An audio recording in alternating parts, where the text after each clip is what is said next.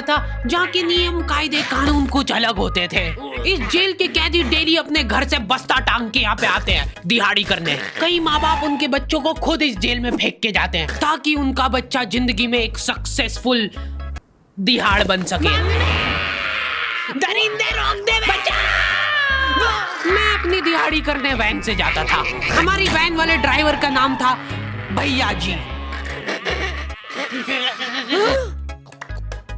और उसकी वैन का नाम था मैजिक, जिसका हर दूसरे दिन टायर पंचर हो जाता था। बच्चे लोग स्कूल जाके पढ़ना सीखे ना सीखे टायर पंचर बनाना जरूर सीख जाते थे। लेकिन भैया जी से मेरा अलग अटैचमेंट था। उनसे मेरे को दिल से नफरत थी। ये आदमी सुबह 5 बजे आके मेरे घर के सामने हॉर्न बजाता था। अरे भैयू, ओए भैयू, जल्दी से तैयार हो जा बेटा, 5 मिनट में निकलना है फटाफट। 9 बजे का स्कूल है यार हमारा। लेकिन ये आदमी सुबह सबसे पहले आके मेरे को लेता था। उसके बाद हम 3-4 घंटे पूरे शहर भ्रमण पे निकलते थे। शहर के पूरे आखिरी कोने से बच्चे ले लेके आता था ये आदमी। जहाँ पे वैन जा भी नहीं सकती उधर कूदा कूदा के ले जाता था ये, और फिर टायर पंचर हो जाते थे। शाम पड़े वापस से हमको घर घर छोड़ के आता था ये। जिंदगी बर्बाद कर दी थी भैया जी ने मेरी। सबसे पहले लेते थे और सबसे आखिर में छोड़ते थे। लेकिन मैं फिर भी उसी वैन में जाता था क्योंकि चमेली भी हमारी वैन में आती थी। और बात यह है कि वो मेरे पास ही बैठती थी, मतलब मजबूरन। उसके पास और कोई ऑप्शन ही नहीं बचता था और मैं बचाता भी नहीं था। मैं घर पे जाते से जो 2-3 घंटे मेरे को सोने के लिए मिलते थे उसमें सोता नहीं था और मैं प्लानिंग करता था कि कैसे चमेली सिर्फ मेरे पास बैठे। चमेली सबसे आखिर में आती थी और मैं सबसे पहले सुनसान वैन में चढ़ के बस्ता अपने पास में रख के और फसर के सो जाता था। बाकी सारे बच्चे अपना बस्ता गोदी में रखते थे क्योंकि तुम्हारे बाप की वैन नहीं है, मतलब मेरे भी नहीं थी। पर मेरे ऊपर भैया जी को तरस आ जाता था कि बेचारा 5 बजे से आया है, तो वो सोने देते थे। अरे कैसे चला रहा है ये गाड़ी? रुक जा, गाड़ी चलाना नहीं आती क्या? देखो, आदमी इतना तभी चिढ़ता है जब उसकी जिंदगी में कोई लड़की ना हो। नहीं है ना? नहीं, मैं समझ सकता हूँ लड़की ना होने का दुख दर्द। मैं भी किसी जमाने में लड़कियों की तलाश में गली मोहल्ले भटकता था। फिर एक दिन मेरे पास से वो निकली। जैसे ही मैंने हैपन खोल के देखा उसकी आईडी मेरे फोन पे चमक रही थी। हैपन ये एक रियल लाइफ डेटिंग ऐप है। यहाँ पे तुमको वो लोग मिलेंगे जो तुम्हारे आस पड़ोस से निकले हो कभी ना कभी। 100 किलोमीटर दूर रहने वाले लोगों से बात करके फायदा ही क्या जब तुम मिल ही ना पाओ। और अगर तुम्हारी घिनौनी शक्ल देख के यहाँ पे तुमसे कोई प्यार मोहब्बत नहीं भी करता है तो तुम फ्रेंडशिप तो कर ही सकते हो फिर भी। So go and check it out happen. Link is in the description. लेकिन मैं सोता नहीं था। मैं आंख बंद करके चमेली के घर का इंतजार करता था। तो क्योंकि चमेली आखिरी में आती थी तो वैन पूरी पैक पुक हो रखी होती थी। बच्चे बाहर उबल रहे होते थे और मैं अपना बस्ता पास में रख के एक्टिंग देखो एक्टिंग। और जैसे ही वो आती थी, हड़बड़ाना नहीं, ऐसे टाइम पे हड़बड़ाते नहीं है कि फटाफट बैग उठाया और आओ इधर बैठो जल्दी। मत करना ये हरकत, भाग जाएगी वो। ठरक नहीं झलकना चाहिए जरा सिक भी, एकदम सटल रखना है। क्या हुआ? और कहीं जगह नहीं है क्या? तेरे मुंह में मूत दूंगा मैं। अच्छा ठीक है, इधर ही बैठ जाओ। देख रहे हो एक्टिंग देखो तुम लौंडे की। ना जाने कौन सी नशीली खट्टी मीठी खुशबू लगा के आती थी चमेली। आज तक उसकी खुशबू है मेरी नाक में। मैं वो खुशबू का पूरा मजा ले ही रहा होता हूँ, इतने में एकदम भभका बास आती है निकाह से। जैसे ही मैं बाहर झांकता हूँ, मरा हुआ कुत्ता पड़ा है वहाँ पे। एक काली कार सूख करके निकली और मेरे बच्चे को मार दिया। कैसे करके निकली? शूक। ऐसे नहीं निकली थी, मैं यहीं पे खड़ा था, वो कार आई थी और जैसे ही वो बच्चा नीचे आया तब वो खड़ा, वो बच्चा चिल्लाया और फिर कार शूक करके भाग गई। उधर कुछ बच्चे ऑटो रिक्शा से भी आते थे स्कूल। ऐसा लगता था कि पूरे स्कूल के बच्चे इस एक ऑटो रिक्शा में ठूस ठूस के ले जाता है वो। ये ऑटो वाले और भैया जी दोस्त थे और अब ये बीच सड़क पे रेसिंग लगवा रहे हैं। इनकी गाड़ियां उबला रही है बच्चों से, पर फिर भी नहीं मान रहे ये लोग। नहीं जीतूंगा। स्कूल जाके वो पीछे मुलट के देख रहा है तो एक बच्चा नहीं बचा उसके ऑटो रिक्शा में। हमारे भैया जी बेचारे पीछे से उनके गिरे हुए बच्चों को उठा उठा के ला रहे थे। ये सब हरकतें करके हम लोग जैसे तैसे कैद खाना पहुंच जाते हैं। सुबह 5 बजे से निकलने के बावजूद हम लोग लेट पहुंच रहे हैं। वहाँ पे पहुंच के हमने देखा कि 4 लौंडे मरे हुए पड़े हैं। जिनको डॉन ने मारा है। डॉन हमारे स्कूल की इंचार्ज थी। डॉन का कद छोटा था और पेट मोटा था, और आश्चर्य की बात यह है कि समय के साथ उसकी हाइट कम हो रही थी। मतलब बड़े नहीं बड़े वो चलता एक बार को, पर इसकी कम हो रही थी।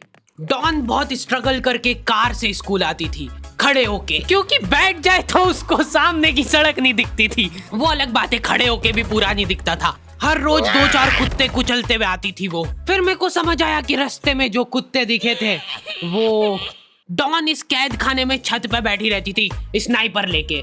कोई भी कैदी कुछ गलत गतिविधि करता हुआ दिखता था तो वहीं पे, मैडम इनकी लाश का क्या करना है? अरे ये तो आपको पता ही है। कहाँ रह गए थे यार झमू दीदी, फटाफट ये खून वून साफ करो। झमू दीदी बुलेट से स्कूल आते थे और ये अफवाह फैली हुई थी पूरे स्कूल में कि उनके घर पे मर्सिडीज भी है, लेकिन झमू दीदी हम्बल रहना पसंद करते हैं। ऐसा कहा जाता था कि ये स्कूल ऑन पेपर झमू दीदी के नाम पे ही है, पर वो हम्बल रहने के लिए यहाँ पे झाड़ू पोछा लगाती है। वैसे मैडम इन्होंने करा क्या था? गैर कानूनी पेन फाइट का सट्टा खेलते थे ये लोग क्लास में। उससे मेरे को प्रॉब्लम नहीं है, मेरे को क्यों नहीं? हाँ, हमारी क्लास में पेन फाइट का सट्टा चलता था। हमारे इधर जो लौंडा पेन फाइट में जीतता था, सामने वाले का पेन उसका हो जाता था। कुछ बच्चे अपना सब कुछ दांव पे लगा देते थे और कर्जे में डूब जाते थे। फिर भी वो लोग हार नहीं मानते थे और अपने दोस्त से पेन उधार लेके खेलते थे और वापस हार जाते थे। तो अब क्लास में कुछ बच्चों के पास पोटला भर के पेन पड़ा है और कुछ बच्चों के पास पेन ही नहीं है। पेन इस कैद खाने की करेंसी थी, जिसके पास जितने महंगे पेन वो उतना रईस। यहाँ पे ब्लैक में पेन इधर उधर होते थे। नॉर्मल लोगों के पास होते थे 5 रुपए वाले जीफी जेल, जो कि तुम एक पन्ने पे लिखोगे तो पीछे 10 पन्ने तक छप जाएगा। और उनसे भी गए बीते लोग होते थे जो 3 रुपए वाला यूज एंड थ्रो लेके आते थे और उससे भी उनकी अच्छी राइटिंग आ जाती थी। बहुत चिढ़ मचती थी यार मैं कौन से। और कुछ चुनिंदा रईस लोग होते थे जिनके पास होता था ट्राईमैक्स। हर बच्चे का सपना होता था कि उसके पास एक ट्राईमैक्स हो, साथ में आसपास 2-4 लड़कियां हो। मेरे को प्लीज मेरे को यहाँ पे ऑटोग्राफ दे दो। ये लो ट्राईमैक्स किंग के, ये ट्राईमैक्स क्या बात कर रही है? सही में एकदम रईस लोग ही अफोर्ड कर पाते थे ट्राईमैक्स। वो बाबड़े भी एक एक अक्षर लिख के रिफिल खोल के देखते थे। खाली हो रही है तो एक बार एक रईस बच्चे का ट्राईमैक्स चोरी हो गया। पूरे स्कूल में हाहू मच गई थी। वो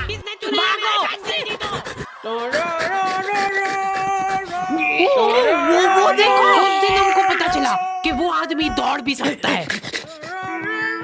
हमारे स्कूल में कुछ भी कांड हो रहा है, ये आदमी सबसे पहले दौड़ के आएगा, पूरा बैग खोल चोर, और बच्चों के बैग चेक करेगा। स्कूल वालों को भी इसकी सैलरी देते वक्त सबसे ज्यादा आखरती है।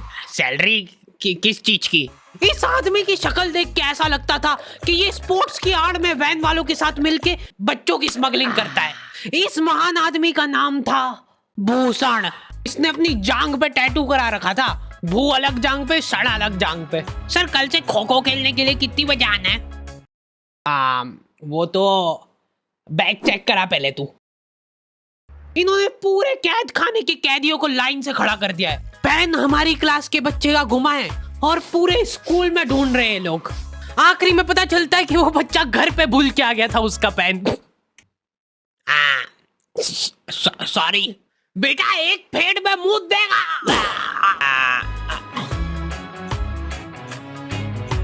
ऐसे तो नमूने बच्चे थे हमारे स्कूल में, और टीचर लोग उनसे भी गए बीते थे। हमारे स्कूल में टीचरों को उनके नाम से कोई जानता ही नहीं है। बच्चों ने उनकी हरकतों के अनुसार टीचरों के नाम रखे हुए। हमारे इंग्लिश वाले टीचर का नाम था छोटा भीम। इससे चिड़चिड़ा आदमी मैंने आज तक नहीं देखा। छोटा भीम की हॉबी थी लड़कों को कूटना। उस बेचारे की हाइट छोटी थी तो बच्चे के मुंह तक उसका हाथ ही नहीं पहुंचता था। बेचारा उचक उचक के मारता था, फिर भी कमर तक ही हाथ पहुंच पाता था उसका। एक पॉइंट पे मेरे को ऐसा लगने लग गया था कि उसको सैलरी लड़कों को कूटने की मिल रही है। कभी किसी बच्चे को बहुत ज्यादा मार दिया, घायल हो गया वो बेचारा, ये लो आपका एक्स्ट्रा बोनस। होमवर्क तुम्हारा बाप करेगा क्या? सर मेरे पापा मर गए थे। तू भी मर जा। ये लो। अरे वाह, नहीं चल रही, सांस तो नहीं चल रही है। हाँ कंफर्म मर चुका है ये। ओह ये लो आपका प्रमोशन हो गया है। लड़कियों से उसका अलग अटैचमेंट था। कौन सा परफ्यूम लगा के आई हो? सर थोड़ा दूर रहो। अरे मैं कुछ कर थोड़ी ना। भोली सी सूरत और आंखों में ठरक लेके स्कूल आ जाता था ये daily. So this means that he will jump over it and then he started. ये आदमी इंग्लिश को इंग्लिश में ही ट्रांसलेट करके चल जाता था हमारी नंगी आंखों के सामने। इधर वॉशरूम में मौत का नंगा नाच मचा रखा था लॉन्डो ने। 4 लॉन्डे दिन भर वॉशरूम में जाके खड़े हैं, कुछ भी नहीं कर रहे वो लोग वहां जाके। उनको बस मन की शांति मिलती है वहां जाके। अगले दिन उन चारों ने प्लानिंग करी, कुछ तो प्रोडक्टिव करते यार वहां जाके। अगले दिन वो सब पानी की बोतल लेके गए। अब वो पानी पी पी के हाथों हाथ मूत रहे हैं। और ये टीचर लोगों को प्रॉब्लम क्या है, बच्चे अगर वॉशरूम जा रहे हैं तो एक गया है तो अभी दूसरा नहीं जा सकता है। क्यों? तुम्हारे घर की लेटरिन थोड़ी ना है वो कि एक टाइम पे एक जना यूज कर सकता है। मान लो वो 2 जने अगर वॉशरूम में मिल गए तो वो क्या कर लेंगे ज्यादा से ज्यादा?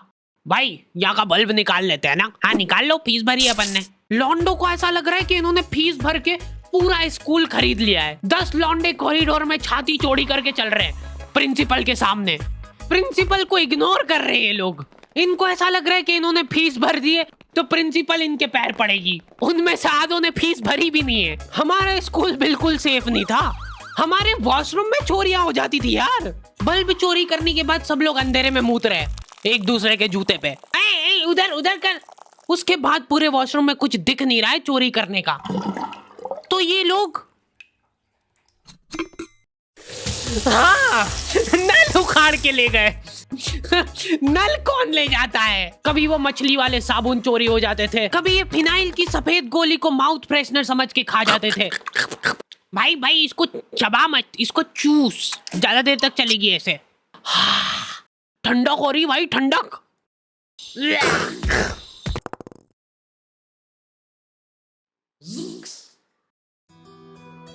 ओके तो दी एंड हो चुका है। होपफुली तुम लोगों को ये वीडियो पसंद आई होगी। अब कोई भी रोएगा नहीं। किधर गया? वो मर चुका है। लो भाई तुमको जो चाहिए था ले आया हूँ मैं। अपने दोस्तों को ब्लैकमेल करो उनकी गंदी फोटोज दिखा के कि उनको ये वीडियो मजबूरन देखना पड़े। बाकी अगर तुमको इसका सेकंड पार्ट चाहिए तो 2.5 लाख लाइक्स कर दो फटाफट। और हैपन चेकआउट करना बिल्कुल मत भूलना, लिंक मैंने डिस्क्रिप्शन में डाल दी है। मिलते हैं नेक्स्ट वीडियो में।